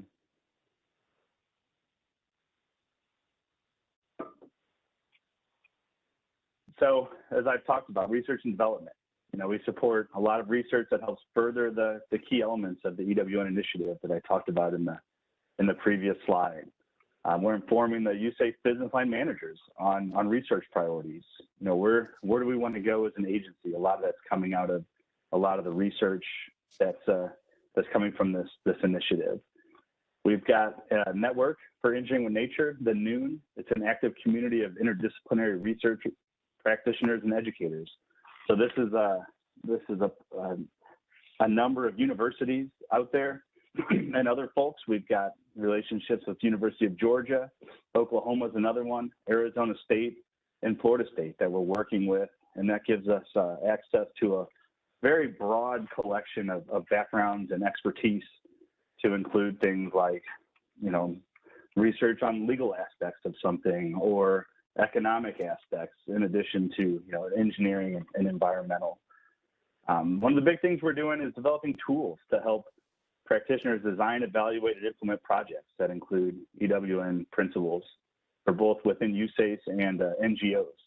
That's a big thing I hear almost every day is, hey, we really want to implement things that incorporate EWN principles, but we just don't have the tools to really help design and evaluate and get these through permitting and understand what's the best approach. So that's been a big one, is coming up with the tools and the resources that people need at the practitioner level to get these ideas some momentum and try to get them to the finish line. Communication is a huge component of EWN. We produce a number of documents on nature-based solutions and technical guidance that both support and promote projects with EWN principles. We're working on, like I said, technical guidance here to help people know, what are the design criteria if we're doing things a little bit differently, or we'll build on other projects that we've worked on that have been successful to help kind of pave the road for how we get something from an idea on to implementation. That's usually one of the hardest things, right? When you've got a new idea and you're trying to get that through a lot of these processes and approvals. We got the international guidelines on natural and nature-based features for flood risk management. This is a large document. We work with partnerships across the globe to come up with some guidance on the processes and ways to look at these types of projects. And then, of course, we have the EWN Atlas series. We've got 2 atlases, which give highlights not only of core projects, but projects from around the world in different organizations that can be used as examples with EWN principles. And all of these documents can be found at the Engineering with Nature website. I'm going to put that in the chat. I think I might have forgot to add that to my slide presentation. But all the information I'm talking about today, as well as a lot of this literature, can all be found on the Engineering with Nature website. You want to go to the next slide here. So one of the things that's changed here in EWN over the last couple of years, I've talked about this being an R&D initiative and all the big, large-scale stuff that we're doing at the headquarters level and the ERDIC level. But in 2021, we added an emphasis on project implementation. So what does that mean? It means, how the heck do we get all these lofty ideas that we're developing at the higher levels? How do we actually put those into practice? Our challenges are very different at the district level than they are at the headquarters level. So we've got a diverse team of practice leads, both inland and coastal engineers and planners, that our job is to maintain the strategy for EWN implementation across USACE. We're kind of the connection between the field and the EWN initiative. So engagements like this, I can take that information back and say, hey, the research that we're doing here and the types of projects and the outreach and communication is, it's on the mark or it's not on the mark. Here in St. Louis District, we need to do these types of things to get these types of projects pushed forward. We've also developed what we call the Ewm Cadre. This is an internal organization, but it's a communication tool that's used within USACE to tap expertise throughout the organization to help us develop good projects and use those projects as the foundation of other projects. Not every office has an EWN person, right? So if I'm, one of my partners comes to me and says, hey, we need to consider this, but I don't know where to go or I don't know what to do. So you can go to this Ewm Cadre and tap into some of the people that have done this or people that have experience in this type of things. And, that's the way, at least in our eyes, that we see the initiative grow throughout USACE. So if you want to go to the next slide here. So how can we help? I'm talking to a diverse group of folks, most not within USACE. So what can EWN do within the context of the discussions we're having here today? And, the things we can do is we can bring research and planning and partnership expertise to the table to move projects that utilize EWN principles forward. We can help like I said, studies and to evaluate the benefits of natural and nature-based features. We can help quantify benefits among potential project ideas, collaborate between other federal, state, and NGOs to get a project moving.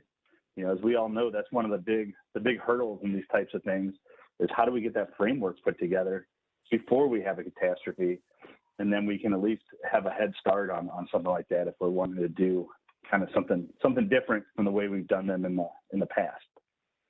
We can provide USAFE districts with the resources and tools necessary to fully consider EWM principal projects. You know, I talked about the Noon, the implementation leads, the cadre, and then promoting district level research needs. If you want to go to the next slide here.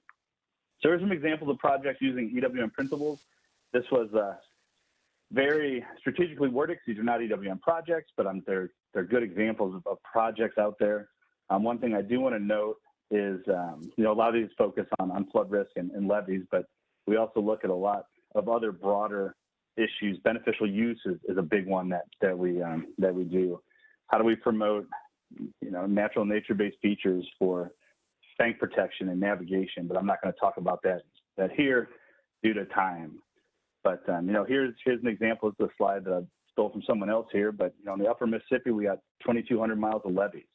You know, what can we do to get from our repair damage cycle that I know that's been brought up a handful of times today, and get to something that's much more sustainable as we move forward and as we see changes in our hydrology and flood risk. You know, the next one. Here's a UMRR project. It's a levee setback project. You know, with this project, they were able to reconnect 700 acres to the floodplain, which likely probably lowered flood risk for some of the adjacent properties. And then on a similar note, if you go to the next slide, you know, here's a project in the Missouri River where, you know, they combine their setbacks and the benefits of that with some borrow pit wetland habitat. You know, they're doing some very unique and innovative things up on the Missouri River with their borrow pits and where they're sourcing their borrow material, and you know, how they're able to both save money and create multiple benefits. So these are just some things that kind of get you thinking about, you know, what types of things that EWN is interested in or could help out with maybe in the future. So if you go to the next slide, that brings us, I believe, to the questions. And I can answer any questions now, or if you have any questions or just want some clarification on stuff or have some ideas, my contact information is there on the site with my email address, and you can also reach us through our website.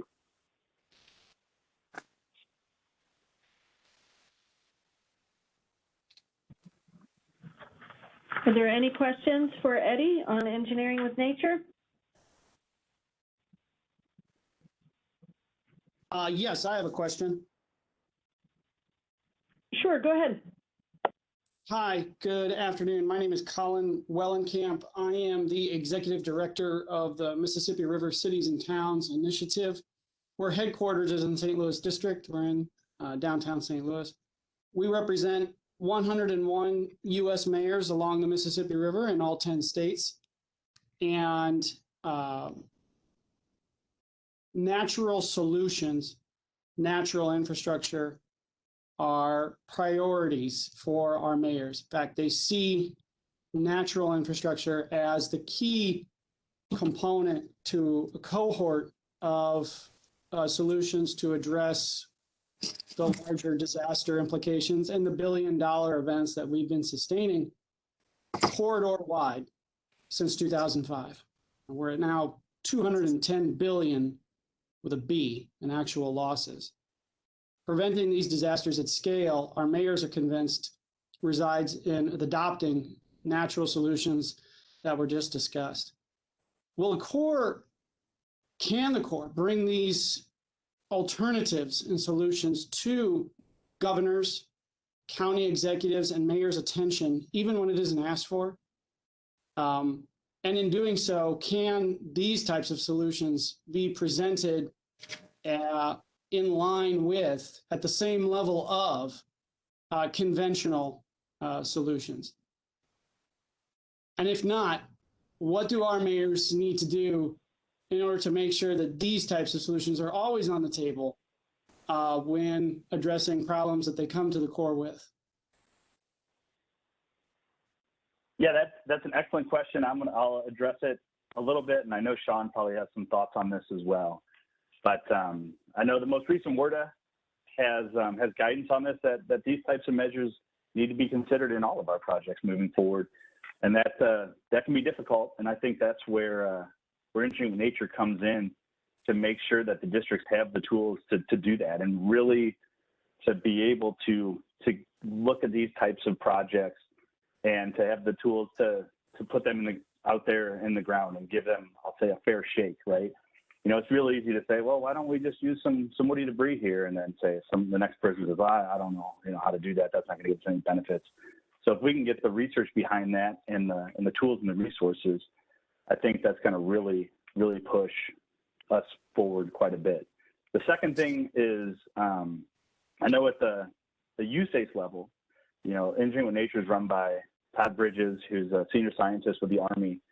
And I know at the headquarters level, there's a lot of discussions with ways that we can further these types of projects and what tools are necessary for that. And I'll defer to Sean. I know you have some thoughts on this too.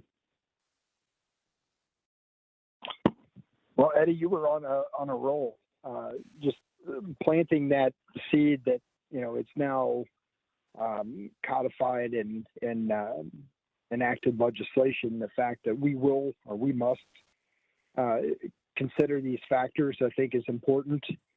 I think the other piece is that there are we have several levee districts that are represented on the call here today, but at this point in time, a lot of that those decisions will ultimately be voluntary on their part. We are seeing some trends, though, where officials at the state level are making decisions in the region about how to manage their properties differently in the future, where existing levee infrastructure is in place. And so we're having conversations and having discussions of how we can effectively support those state agencies and making those modifications that fall in line with kind of the objective of what you're stating, Colin. Okay. Thank you. I appreciate it. I think sometimes, and maybe this is room for growth. Right now, at least, what sometimes we run into on the mayoral side of things is that natural solutions, they do get considered, but it's sort of considered behind the scenes inside the Corps and never at the table with the mayors or the governors or the county executives. And hopefully we can see these solutions brought more to the forefront in the conversation from start to finish, and that they can have a larger jurisdiction in the consideration of solutions in the discussion as a whole. We'd love to work with you on that and love to help with that, and have a lot of faith in what the Corps is doing in this direction. And of course, are big fans of the men and women at the Corps and what they dedicate their lives to helping us achieve on the ground. So thank you. Thank you, Colin. Hey, Eddie, there's another question in the chat. Does participation in the Engineering with Nature program have restrictions tied to future maintenance of the levee system? Sure, that's an excellent question. And I'll just clarify that this isn't a program like PLA 499 or anything like this. We're really just giving the tools and helping assist with ways that we can, reimagine some of these systems. So we would still, we'd still engage with folks like Sean at the district and other folks and kind of sort that stuff out as we get to those points. At least that's been the case on some of the the stuff I talked about there on the Missouri River. But yeah, those would be things that we'd have to figure out as part of the process.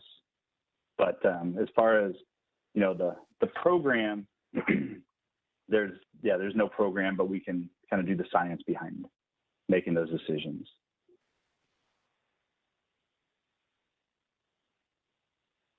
So participation doesn't tie a non-fed system to Section 408. I think Sean probably has a better answer for you than I do.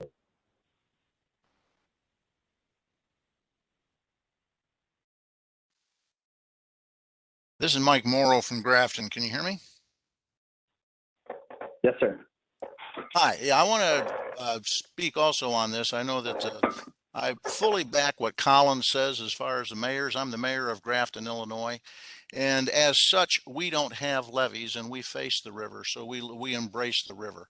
One of the things that we're working on this last year and moving into this year is an environmental approach to our system of controlling the river. And we're working with Volkert Engineering and the Nature Conservancy. And I was very happy to be on this conference call today to be learned that the Corps of Engineers has a new system now when we're talking about the environmental approach.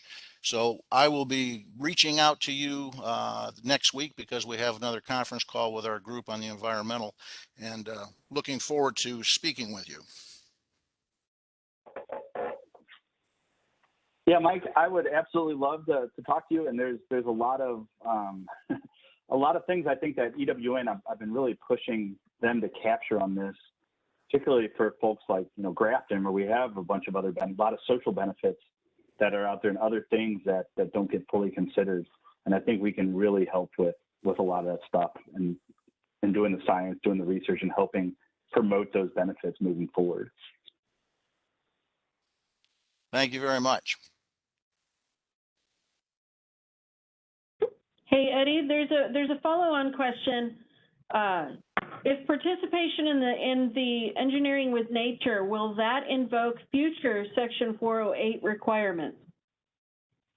Will a non-fed system, if it goes with engineering with nature project, will it then be considered a federal project? Is what I think is the question for 408. Yeah, Sean, do you have any insight in that? I don't want to.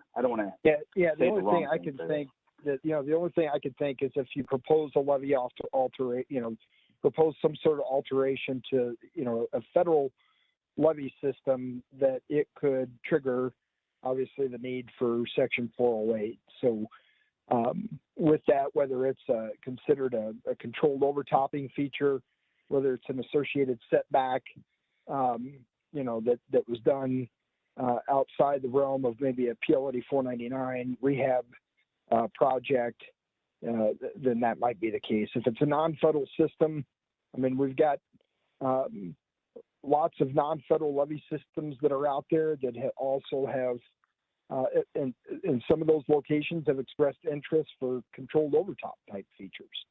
The limiting factor to the implementation of a controlled overtop to have a predictable, consistent location that would overtop and provide predictability, but then also minimize damages to that levee system.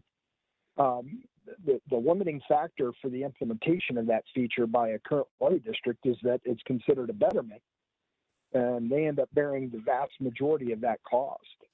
So I know I've kind of derailed a little bit off your question there, Karen, but you know, the Section 408 piece, I think we still have a few more speakers that are lined up today. I think Jeff is the Section 408 coordinator. I'm trying to plant a few seeds to see if he could ultimately weave some of that thought process into his remarks during his brief. Over.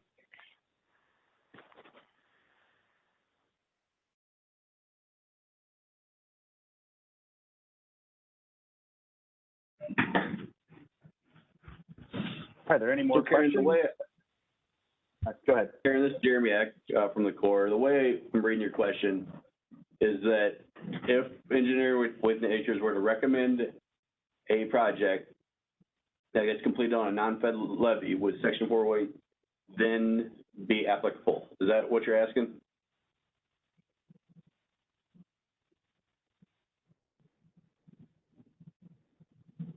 I'm trying to decide whether the natural systems program, if that is something that could be feasible for a non-federal system, because, I mean, there are a lot of benefits to it, but if payment is doing the nature implementation, nature program, but then that puts you in a scenario where you have to always go through a Section 408 permit review for anything that you want to do to the levee, that's likely going to be the deal breaker. The non-federal system is still going to want to retain their autonomy, if you will. So my interpretation of the guidance would be that no, that non-federal system would still remain a non-federal system because due to the fact that the funds expended for that engineering with nature project would more than likely have to come from an exterior source. It would not be federal source. The only way now in the offhand though that this would be an authorized congressional project, then that discussion would have to be made of whether or not that levy is now considered a federal levy. Does that make sense? Yeah, just and Karen, the other way to look at this, Jeremy, is spot on. Just because in engineering with nature would make a recommendation for a particular improvement, betterment at that non-federal levy location, it does not federalize that particular system. Just as if a non-federal levy system partners with the Corps under the PLD 499 Rehabilitation Program does not, in essence, federalize that system and subject it to 408 permission.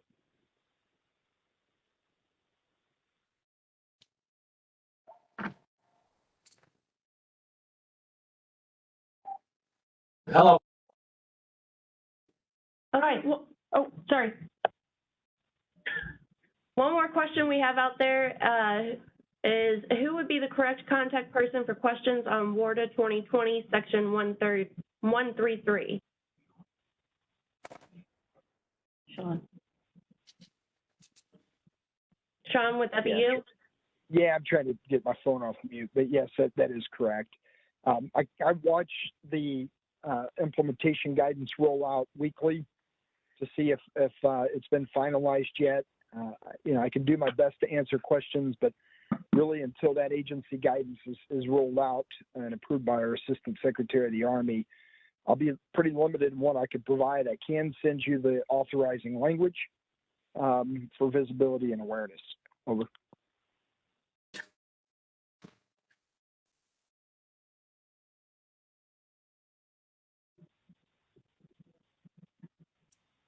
Okay, I'm sorry that we're going long, but we have two more speakers, and then I'd like to open it up to open discussion after that.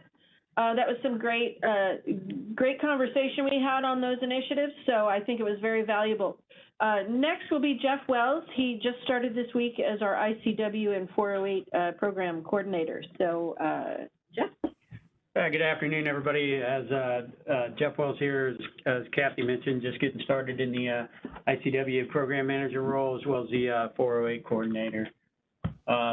So basically, the 408 program covers any alterations to the federal levee systems. We also do levee safety reviews of non-federal levee systems. So any alterations, if somebody wants to put a pipeline over the levee or beneath the levee where they're going to jack a bore or something like that, those are reviews that would need to come to us and we would make the approval on. So as I said with the 408, it's an actual approval from us, and then that levee safety compliance review for the non-federal system. So going to the next slide. So basically what the 408 does, we grant permission to authorize the levy for those federal projects. And part of what we're looking at is that it does not impair basically the usefulness of the levee and is non-injurious to the public. So we're not going to allow anything that causes damage or affects the the way the levee system will perform. You know, non-federal sponsors, they can request that cursory review for the safety of the levee system. So basically, that the non-federal sponsor, you're going to reach out to us with your approval, or the requesting entity will get a letter that says that the non-federal sponsor will allow the project to be implemented, and then it comes to us for review for approval. So one thing that we asked is to get us involved in the planning process as early as possible, so we can start the implementation of the 408 process. It can be a timely review with some of the processes we have to follow to complete the 408 and get it to approval. So PLA 499 eligibility, some of the things that are updated since from the slide, as Amanda covered earlier, the EC has changed. It's a new EC dated in 2021, and it changed the inspections from you know, the routine inspection to the site visit, as well as a periodic inspection to the formal inspection. We do look for the 18 eligibility criteria, the same as before. So we're looking mainly, you know, big emphasis on the things that can affect the performance of a levee during a flood event.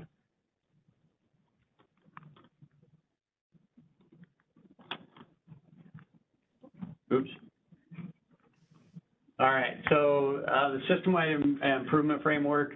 This is a program, basically, if you get into a bind where your levee system has had a couple consecutive unacceptable ratings, then we can look to put you in the system-wide improvement framework.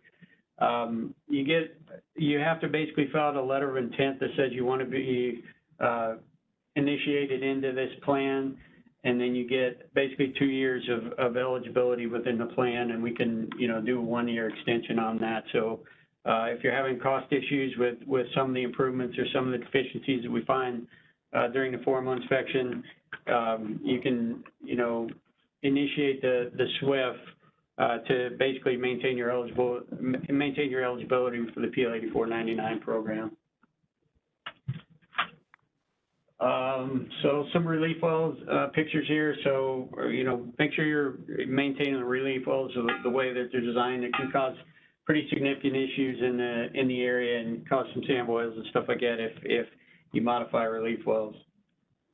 And then your culverts, do your inspections on the schedule and make sure we're getting high quality inspections out there for what we can see, and make sure we're identifying any deficiencies within the culverts prior to flood events, especially, so we can, so you guys can know if you're going to have performance issues during the flood. So some of the major points that we push out is make sure you're participating in inspections. When we go out and do a formal or a site visit, we ask that you're there with us, because you know these levees better than we do. So be there with us and provide any feedback and any input to the inspection process. Maintenance updates, we ask for them on a semi-annual basis. I know Levee Safety does briefs with the guys and talks with you guys, very consistently. So provide those maintenance updates, and we can do the right thing there as well. So preparation for flooding is some of the things I talked about earlier. Is do a drive of the system and look for any issues, any erosion slides or animal burrows that might be out there that could potentially be problems, and then check your pipes as well as your flap gates and make sure there's no debris in the pipes or something like that. It's going to cause a flap gate to stay open, and you're going to have a leaking pipe or something in that nature. So update your contacts as well with us and Levee Safety, and so we have the most current information for you guys, the non-federal sponsors, so we can keep in communication. I know there's some turnover at levee districts, and we like to have the updated contact information for anybody that changes, and bottom line is don't hesitate to reach out to us.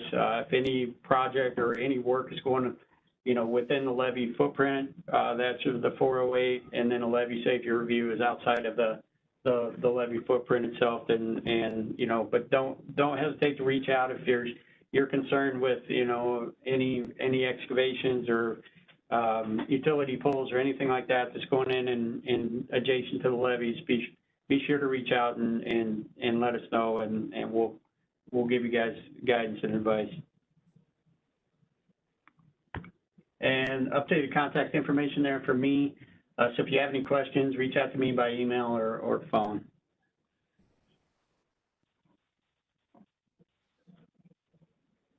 Are there any questions for Jeff regarding what he briefed on, 408 ICW?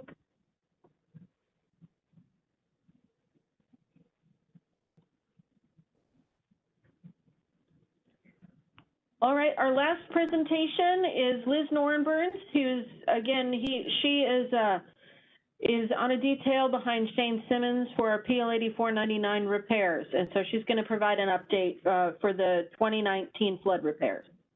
Liz? Good afternoon, everyone. As Kathy said, I'm Liz Norenburns. I'm filling in here for Shane. He is out on leave as him and his wife had a baby recently. So anyhow, next slide. So I think most of us have all seen this slide before. Repair process, Kathy touched on this earlier. First thing, reach out and do your request for assistance. Then damage survey. We're looking at costs, quantities, and economic analysis. Then I'll go through project review and approval, design, then real estate acquisition, and then finally contract award. So some of the issues that we see with borrow issues, going to need a right of entry so that we can go in and investigate the material that's there and set aside that can be used for the repair work. So those are things that, we can't be using clay or dirty sand in a wet scour hole. Then National Historic Preservation Act, you have a 30-day review period. So after we check out borrow areas, all these things are associated anytime we're looking at borrow. Real estate, the levee district must acquire lands, easements, and right-of-way. So get landowners and attorneys involved as early as possible. We don't need the paperwork, just certification that you've acquired. Next slide. So most of these are completed. There's a few hanging out there, and give a minute here, look at the slide. And I've got a detail then on where we're at on a couple of these other projects. They're still out there. So, next slide. So current status, Wood River, you can see that we're still, working on modification awards. So on the damage area, MESD, there's been, it's in pre-construction submittals. So MSD, same thing. We're still, and these are in construction, working through it right now. So looking to fully mobilize there in February, so this month. Darst, that one was awarded, notice to proceed was issued. So that one as well, the contractor's looking to move out this month. So Augusta, still finalizing a few things, pending an award there. Shoto, this one, we've been coordinating with Illinois American on the grit tank there. They are planning, so Illinois American is planning on doing their work potentially this summer. So then we would look to come in and do the levee realignment after. And then Pike Grain is currently reviewing PIR comments. So some things, and these things have been brought up before, that can help would speed up the process. Like I said, it's a long list that we got to go through. Borrow areas, make sure they're identified, you know, right away. Landowners, attorneys, talking to them, you know, different things like this. You know, notifying PM. So myself right now, Shane as well, and I have both our contact information on the slide or at the end. So anyhow, return real estate documentation. So right away on any of that. Anything you can do like that, it does help speed up the process. Next slide. I think. Like I said, that's contact information. This is pretty brief. A lot of it I know we've seen, and there was just a handful of them still hanging out there from 2019. Like I said, my name's Liz Norburn. And then Shane is also still around. He's just out on leave right now. So I'll leave it to if there's any questions.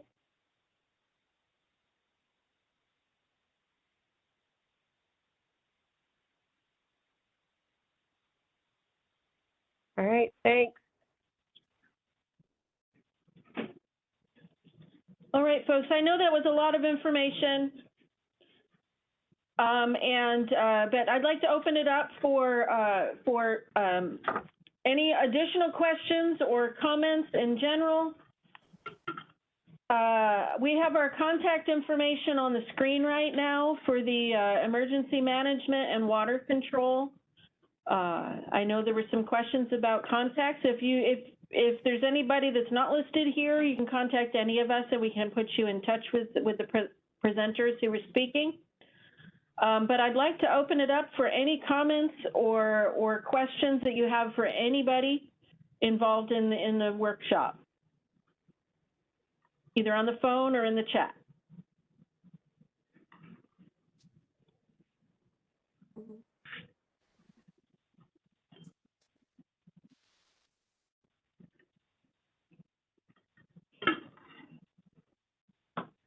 All right. Well, we also have this workshop. We're doing the same workshop at 6:30 tomorrow night. If there was somebody that you're associated with that wasn't able to get on this during this time, please forward the information to them if they don't already have it for the workshop tomorrow night. It's going to be similar information or the same information, so there's no need to be on both. But I do want everybody who can to come online and talk with us about this stuff. I know it's a lot of information, and I appreciate your patience and that we went long, and I apologize for that. Again, you can contact anybody here in EM, and we'll put you in touch with who can answer your questions if you have additional questions. Again, thank you so much for participating, and I hope you found it useful, and we will see you soon. Thank you. Bye.